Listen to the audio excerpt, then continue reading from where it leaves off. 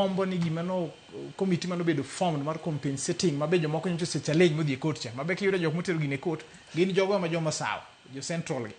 makoro gidwa ni ochul jowa mosebedo ka tho Kenya ka since 1963 wadwaro ni Ruto ket tiende motegno ochul jogewa mana achiel kuom 10 point agenda ban nitie mogik akwayo ni ogandawa wang' ni kwadhi e siasa ma 2027 nikech koro lek mar bedo ni wamanyo keto koro onge gi sani nikech pok wabedo gi jalno manyalo ikoro within this one year mayude to kopo ni coalition wanyalo bedo ni oganda luo nyalo riwore gi sirikal matiyo sani wati gi opportunity no maber but jago kura wang' ni koro kik wakaw ni wamiyo kura dana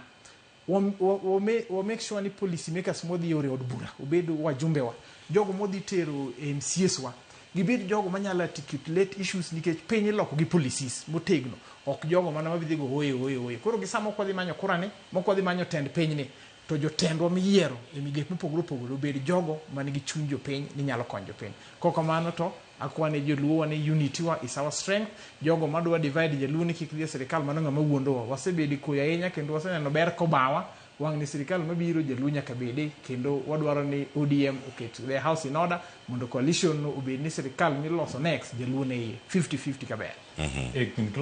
gima ko wigi will kala kuon wadhi e table to kik wal we will ni we may end up there kwaringo lakini we end up being them in the middle kwa kala kwa de lakini serikali ngema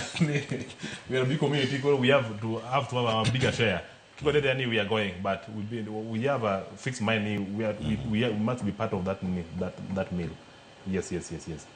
kabisa erokamana enya agoro erokamana enya Ben Onyach El Nino Esther kod Nation Odongo weche mathoth anya mulose